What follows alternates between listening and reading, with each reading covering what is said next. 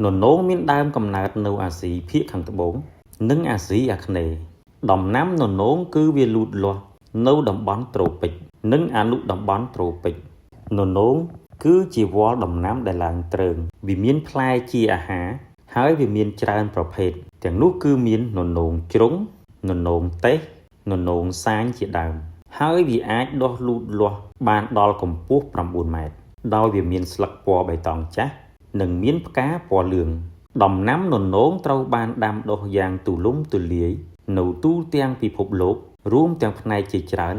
នៃអាមេរិកខាងជើងអូស្ត្រាលី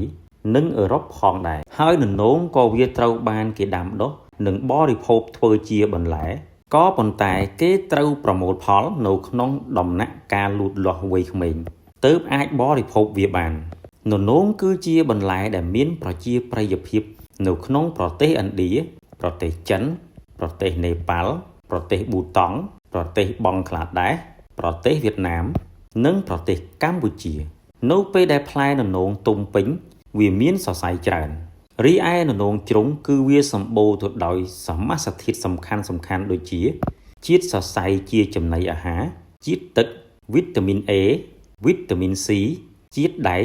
ម៉ាញ៉េស្យូមនិងវីតាមីន B6 ជាធម្មតាតាមធម្មជាតិពួកវាមានបរិមាណកាឡូរីនិងកូលេស្តេរ៉ុលទាបលើសពីនេះទៅទៀតននោងគឺមានសារធាតុប្រឆាំងនឹងអុកស៊ីតកម្មខ្លាំងនិងសមាសធាតុដែលគ្រប់គ្រងការរំលាយអាហារនិងបំបត្តិជាតិពុលចេញពីក្នុងរាងកាយ